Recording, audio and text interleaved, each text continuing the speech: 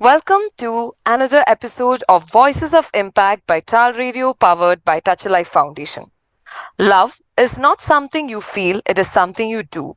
Today's episode is all about a person who embodies this quote, and giving back to the community is her form of love.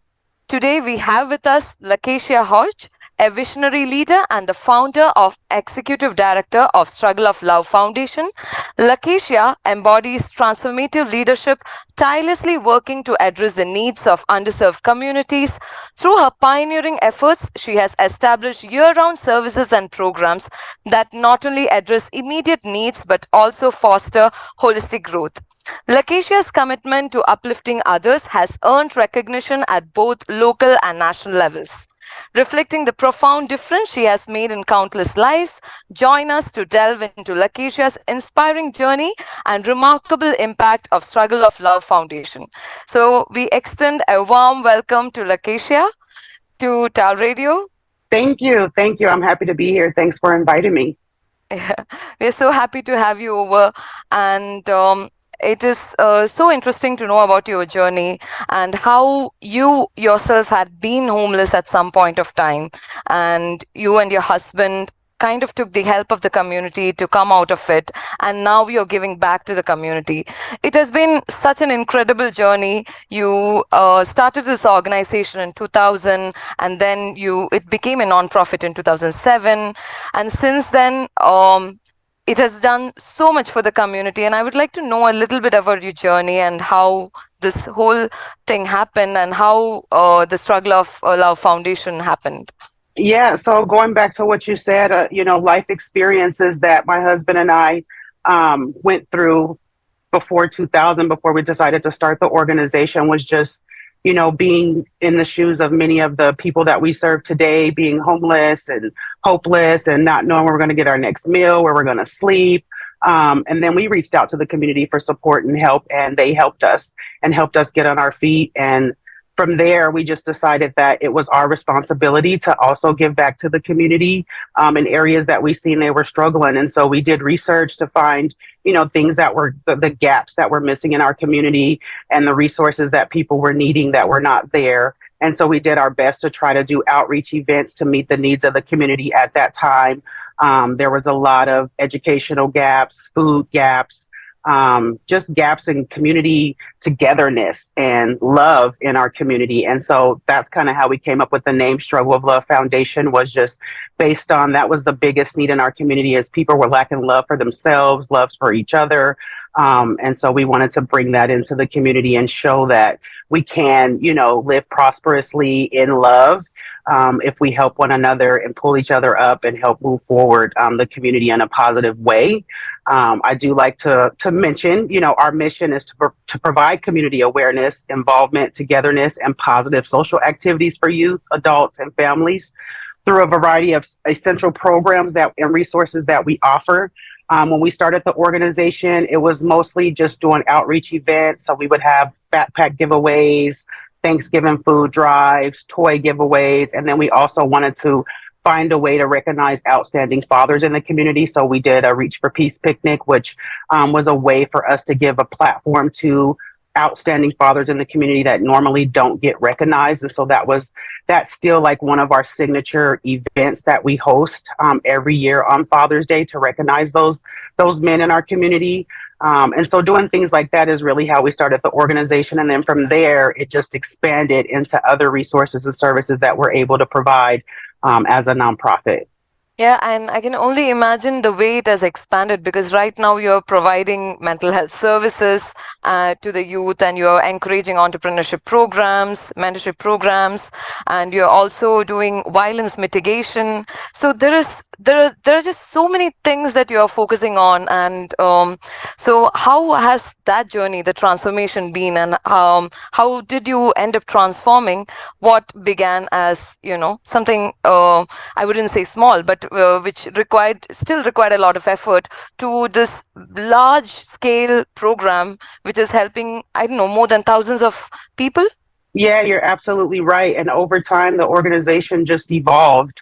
And, it was a lot of violence happening in our community. And so we would also host like Stop the Violent marches. to bring peace into the community. Through that, we were reached out to by different organizations and the city of Denver to help, mitigate some of the violence. And that's kind of how we got introduced to violence interruption and secondary prevention and funding for that to be able to hire a team to help with boots on the ground efforts to prevent some of the violence that was happening in our community amongst the youth. And then from there, we just started going into the schools, and we have a program called Spreading Our Love Mentor and Leadership Program. And so we found that as a way to try to target the children or the youth that were known as like high risk, that were causing the most problems. We were meet them where they're at and go directly into the schools with our programming and just try to teach them different ways, different lifestyles, different ways to have conflict resolution, how to love themselves, how to affirm their positive things about themselves and their goodness. And that program has expanded a lot over the years. We started at one school. My husband, he was like a one-man show, and he would go around to different schools and facilitate the program. Now we're in about 12 DPS schools and DSST schools. And so that really expanded because he proved that it works, and it's a way to prevent violence rather than reacting to the violence. We shouldn't have violence at all, and there's a way to do that. You just have to be really creative and strategic about how to do that. And that was like his sole mission, is to reach the kids before they even get into a violent activity, and give them some alternatives, some other things to do, some positive things. And we've been able to employ some of those youth because when they have jobs, they're occupied their time, so they don't have time to engage in negative activities. So we do things like that. We have a workforce development program that also developed out of that. And then we brought on mental health services during COVID because when the kids were out of school, that social emotional learning aspect of their life was missing. And a lot of them were suffering mentally because of that, because that was just stripped away from them. And so during COVID, we brought in mental health services to our team, and that program has also expanded a lot. We do offer 10 free sessions to our clients, and hopefully, they continue on after the 10 free sessions, and we're able to make a big impact in their life through our mental health services and get them on a positive track too. Along with that, we found that it's not only mental health services that they were needing, but just meeting their basic needs. And so some of that was just providing food. And so through our Sacks of Love food pantry, we're able to provide 300 families with food every single day. And we've been doing that also since COVID as well. And so we learned by being able to meet their basic needs, they really don't have mental health issues. It's just that they're struggling in other areas, which is a challenge for them. And we just do our best to make sure that before it gets to a mental health, like a clinical need, that we can meet their basic needs and take care of the family, the whole family, with our resources and services. It's interesting that you mentioned it because I remember you talking about Maslow's hierarchy in one of your speeches, and how you assess the needs of each individual youth and then decide upon how to the best way to take care of them. And I also have to mention that you do have a very cool counseling team who are there on YouTube, and they're putting up some very interesting content in your YouTube channel. So I would advise my listeners to go ahead and listen to them because they are really underrated and probably require your support and love. So do go ahead and subscribe to the Struggle of Love Foundation YouTube channel. And you should definitely listen to the podcast by the ABC of Soul. So I just wanted to plug that in there. Thank you. I appreciate that. And yeah, it's very ironic that the team that we have ended up being Ashley, Betsy, and Claudia. And so we call them the ABCs of Soul. And yes, they do have a podcast. They have very interesting conversations. They really try to guide folks through the process of, connecting with the right therapist, and getting the support that you need through those conversations with your therapist. So yeah, if you want to like and subscribe to their channel, you won't regret it. They have a lot of good information on there that you can take advantage of. And also just connecting with them, there's a way for you to ask them questions. There's a way for you to schedule appointments. And so if you go on that link, then you'll be able to connect with our mental health team. And also regarding mental health, you had established a love center, if I know if I'm talking about it correctly. It's about providing a safe space for the children and just having someone to talk about their issues with. Is it also in connection with your wellness center as well? Is it in conjecture with your um, wellness team as well? Yes, so we did. We established our Love Center in 2021. It's a mini Love Center. It's a little smaller than what our vision is, but it's a start for now. But at the Love Center, we do have all of our resources and services on site. So you can come to the Love Center, you can get food. We have mental health services. We also have different activities for youth to engage in. So we have a recording studio which allows the kids to go in there and just be creative and create music. We have a podcast section where they can do podcasting and just occupying some of their time, just doing things that they like to do. We also have a computer lab here where we allow the community to come in and use the computers, whether they're looking for a job, trying to create a resume, trying to apply for different resources and services that we don't offer. We do have access to that, our computer lab for the community.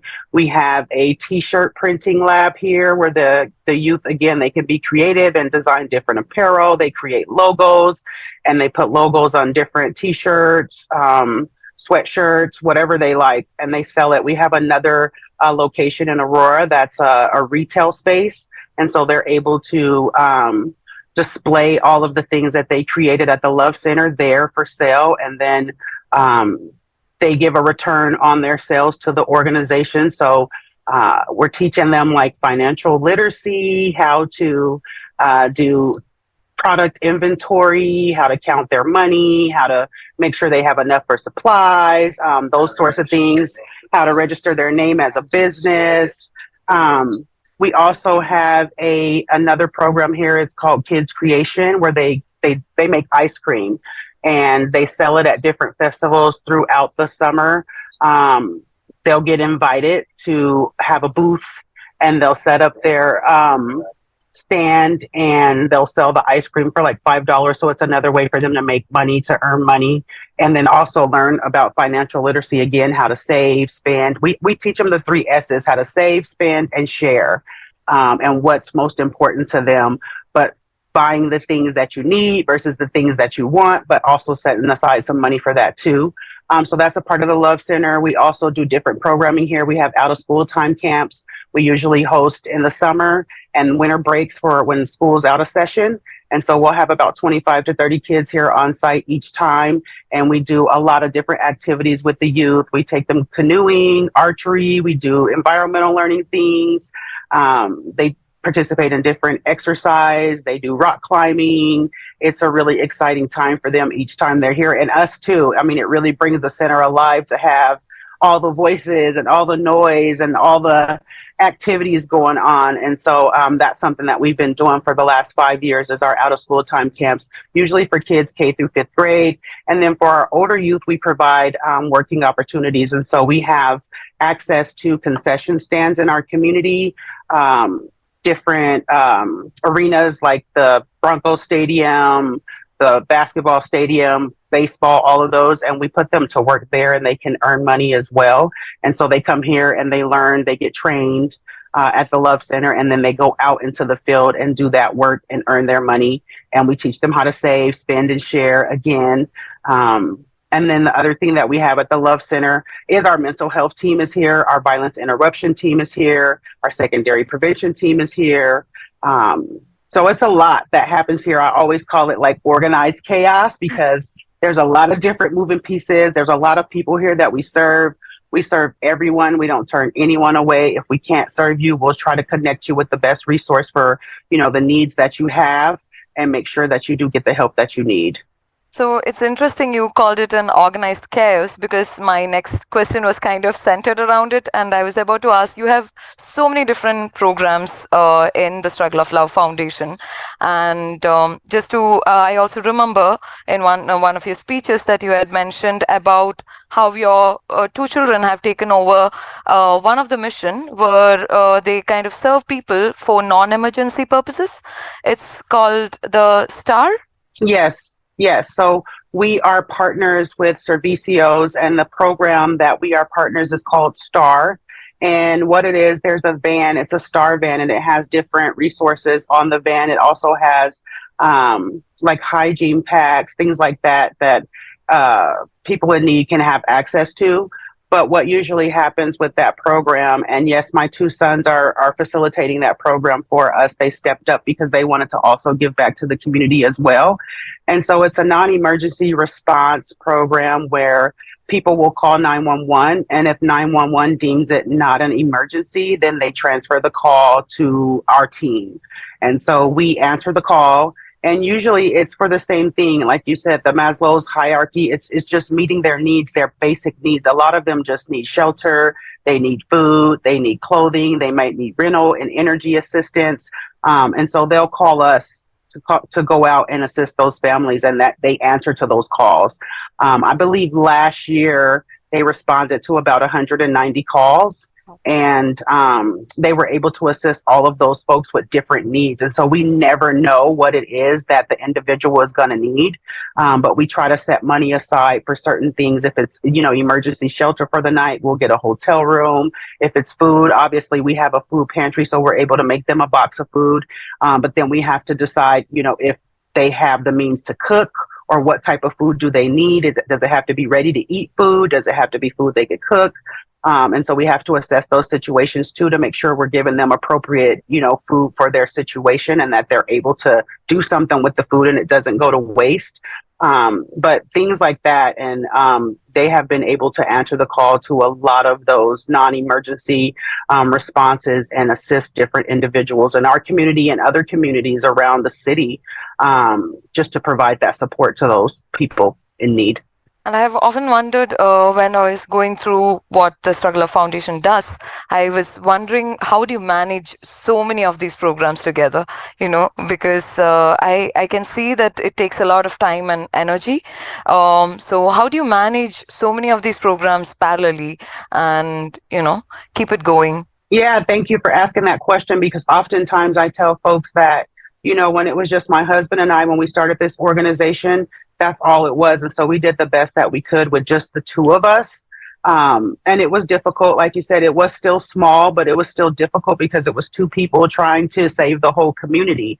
Well, now we have a whole team. And so with the team that we have, they're able to manage their different departments and their different interactions that they have with individuals. I, unfortunately, had to take a step back, and it really just, it bothers me sometimes because I can't be the boots on the ground person, because I had to step up in the leader role and, make sure the organization is operating properly. And so that's my role now, is just to make sure everything's operating properly. I'm always behind the desk. I'm always in meetings. I'm making sure payroll is getting paid, and, having one-on-ones with all of my team leads to see what support they need, what resources they need, supplies and things like that, and just making sure they have what they need so that they can properly support the community's needs. And so that's kind of how the roles have shifted a little bit. And I am so proud of our team because they really go above and beyond. I mean, we are an organization that operates like 24 hours, 7 days a week. We get calls in the middle of the night. There's a few people on my team that have to wear bulletproof vests when they're called out. We respond to any type of violent activities that happen in our community. We are like first responders with DPD, so that we'll get the call the same time they do, and we'll show up and respond to the scene and try to provide grief support or any support that the families are needing at that time. And it is a lot to manage, and you never know what's going to happen in the community. But fortunately for us, like I said, we have a really dynamic team, and they don't complain. They're up for the challenges. They offer, different suggestions and recommendations for things we could do better, or how we can better provide for the community. And it just works well. We all are like a family, and so we mesh good. We have good relationships with each other. We meet as a team once a month to make sure, we're checking in to see if anybody needs assistance with anything that they're doing on their team, and how we can all support each other. So it's just a family team, and the way that we operate is just making sure everybody knows their responsibilities, knows what they're supposed to be doing, and that they can deliver the best resources and services to the community as possible. Wow, that's really wonderful because I when you speak about it, I can see that the whole foundation is one big family, and there is so much of activities going on, and it'll be so. And when you say leadership role, I think you recently decided to do this as a full-time activity. If I'm not wrong, during the pandemic time is when the struggle of love became your full-time job. Yes, Did that I is get it? Yeah. correct. So, Yeah. yeah, I stepped out on faith. I originally worked for Denver Public Schools. I was there for 15 years. And, that was the end all be all. Thought I was going to retire from there. I was happy there. I was able to also help in a way that was different for what we do through our foundation. But I was like a compliance officer at Denver Public Schools where I helped minority and women owned businesses get contracts in construction and make sure that the pie was shared evenly as far as, the construction business and making sure the subcontractors were evenly mentored and paid for certain projects at DPS. And so I come from a background of where I've always been a helping hand, so to speak. And I loved my job, but I really love struggle love too. And so it was hard, like juggling both of them. And so it was time, once the organization started growing over COVID, I always say COVID was like a curse and a blessing because COVID, it impacted a lot of lives, but it also brought recognition to the organization for people to see the work that we're doing out here and to help us help the people, help our community. And so during that time is when I just decided, I had to make a decision because I was working like 18-hour days trying to do both jobs, and it was really wearing on my mental health.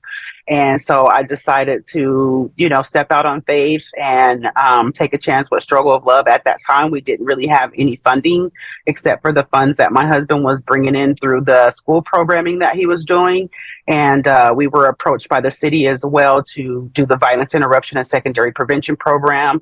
And there was a salary included in that, but it wasn't guaranteed. And so, anyway, I stepped out, I took a chance, and I'm glad that I did. Because the organization has grown tremendously from that time till now. And I can't be more proud of the work that we're doing. I still love my team, my family at DPS, but we are also still connected. And so it's funny because now I'm on the other side of DPS because I'm still interacting with the students. We're still going into the schools. I still have relationships with a lot of people at DPS. I'm just not an employee anymore, but I'm still very well connected to them as well. That's really interesting. And for me, it must have been really overwhelming for you to manage 18 hours. I can't even imagine that. It would have been that too. I think more than a decade is. You said you have been working with both the organization for more than 18 years, and that's like almost 2 decades of, uh, two like Yes, managing two jobs at the same time. it was very, very hard. It was very difficult to manage not only just the two jobs, but I have a family too. I Yeah. have 5 children. Now have 4 grandchildren. But at that time, just trying to be a mother and a wife and, be good to my kids and my family was also something that was weighing heavy on me because I just didn't have the time. And so all the extra time that I did have, it was like trying to spend that time with my family, and that was overwhelming too because it's like I really just want to sleep in today, but I can't. I knew I can't. I got to get up and we got to go somewhere as a family. We got to do some family things, and so just trying to balance that as well. It was very difficult, and I mean it still is today because I'm still like working 18 hours being a leader for Struggle of Love Foundation because our team is so big and we do have so many programs and resources and things that we do. It's still a lot of work. But I'm able to better manage it because I'm not tied to a time clock. I don't have to punch in and out. I have more flexibility and time to spend with my family and my husband. For sure. And I also wanted to know a little bit about the cross collaboration that you have done from Struggle of Love with the Struggle of Foundation. Have you collaborated with other nonprofits as well? And did you, by getting a platform like the Touch Life TAL Talks last year, did the foundation get a bit of attraction? Did it help you to kind of deliver your message and create a lot more of awareness? I believe so. I always don't, I never miss the opportunity to, toot our horn and, talk about the work that we're doing in the community. And that's one of our biggest things is like we love collaborations because we know we cannot do this work alone. And there are wonderful organizations in our community that are providing great resources and services and that are really supporting this community, the youth, the families. And so we lean on those organizations to help us when we can't be that support system for the community. And yes, we have a lot of collaborations and partnerships in this community with several different organizations, and not only in this community, but different communities too. And so we try to cover the whole footprint of Denver. I'm not sure if you know how big Denver is, but it's a pretty big city for us. And so all across the city, we have collaborations in different areas, Southwest, Northeast, Northwest. We Central Denver, and then now we moved into Aurora as well. And so we just opened our second Love Center in the Aurora community right off of Colfax and Dayton, and we've been there since August of 2023. And so we're building more collaborations and relationships in that community, and everything is going well so far. We're still trying to learn a lot about that community. It's a lot of immigrants, and it's a very diverse community. And so we're just, educating ourselves, learning the needs of the community, but we really strategically placed ourselves in an area with the most need. And so we're able to directly, support and assist those individuals in that community, but we also lean on partners over there as well to pick up some of the slack where we can't, provide all the resources and services that are needed. And we're also trying to expand our Spreading Our Love mentor and leadership program in the schools in that community as well. I don't know if you want me to name some of the partners that we have, but we do have a lot of partners with our food pantry. One of our biggest partners is Food Bank of the Rockies, and they have been really instrumental in making sure that we get the food that we need, culturally appropriate food for the people that we serve. And so they deliver to our food bank 3 days a week, and they have been doing that since COVID. And it has really been a big help to us and the community. We also partner with We Don't Waste, and they offer us the opportunity to pick food up from their location. And so they'll rescue food from different grocery stores, and they'll sort and segregate, things that are not good versus the things that are, and we're able to go pick up food from them as well. We partner with a lot of different schools. As I mentioned, we are in like 12 DPS and DSST schools where we facilitate programming. Some of our other partners is FAVA. They really offer, when we do violence response and violence interruption, they offer grief support. And so they have a grief support group every Wednesday. And so, families that are experiencing a loss of a loved one, they're able to join that group at no cost. They don't have to register. They just come and they're able to receive love and grief support.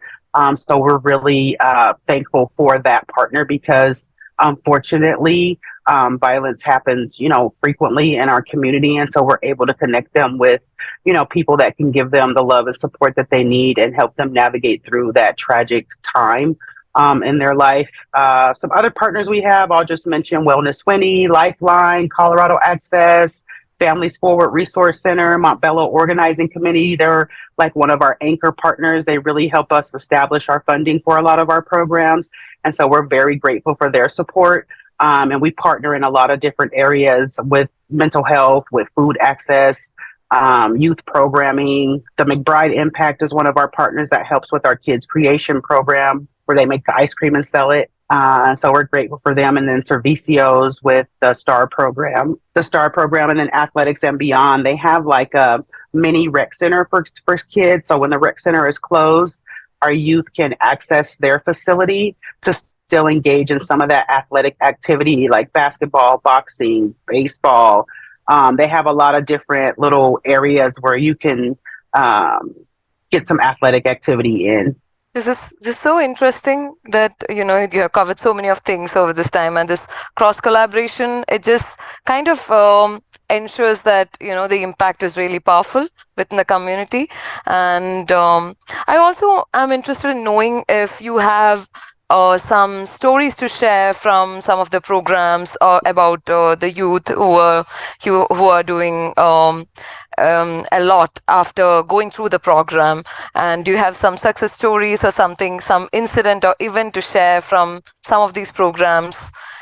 Yeah, so we're really big on like, shining a light on our youth that are successful with completing our program. So with our secondary prevention program, we have 30, 60, and 90-day plans established for all of the youth that come through, that are referred to us that, join the program. And we have had a lot of success stories. I mean, really, I would like to just talk about my son is one of the first success stories that we had. He really, had a challenge growing up. It wasn't like family related, but sometimes it's just peer pressure, and they tend to lean towards things that are not so good for them and make bad decisions. And so my son was one of them that he did that, and he spent 2 years of his life in jail when he was 16. So from 16 to 18, we didn't have him in our home. He was unfortunately, locked up in jail, and it was as a result of just violent activity that he was involved in. My son was really, I don't know why, interested in guns and things like that. And so that's what ultimately ended up getting him in trouble. But as he went through that 2 years, we supported him the whole way through. And then once he got out, he really changed his life. And because he does like, weapons, and this is one thing that we're trying to like tell, throughout the community, is like, rather than looking at it as a bad thing, how do we educate them? And so it's like the same when, like, there were diseases, sexual diseases, that we educated them on how to practice safe sex, and things like that come up. We go to the education part, but with weapons, everybody like shies away from them, like they don't want, like it's a bad thing. Yeah. But it's really not a bad thing. And so that's what my son, he took the initiative to educate himself about those things, and he was able to get his license. And it's just something that it's like a hobby, or like a hobby for him. Like, it's something he likes to do, he's interested in it, but he needed to do it the right way, and he didn't know the right way because nobody was there to educate him and tell him. And so he taught himself, and he went to trainings and educated himself, and then he got his license, and so now he's able to carry legally. And I think because of that, he will never get into trouble again. But that was really the reason why that he was getting into trouble, was just because he didn't know the proper way to go about carrying a weapon.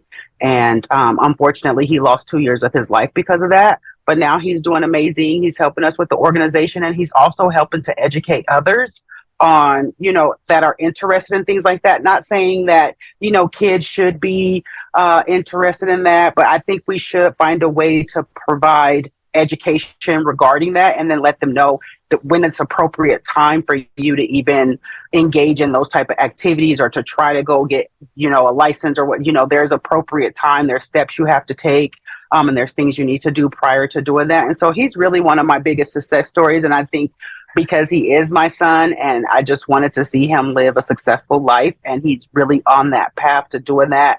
He's bought a house. He still doesn't have any children for me yet, so I'm not grandma to him yet, but he bought a house. He's doing everything on the right path. And initially it was like his life was going, the wrong way.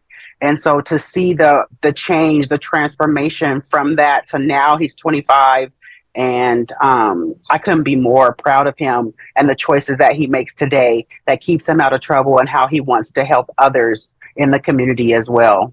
Thank you for sharing that wonderful story, because I think often we forget that it's better to learn about something than saying no to something. It is better to educate about something so that people know about it than saying no to it altogether. It's all about moderation, and I'm so happy to learn about your son's success, and I wish him all the best. And I also hope that there are more transformative and success stories from the Struggle of Love Foundation in future as well, because I can see that you're already having 2 love centers, and it's going to keep on expanding.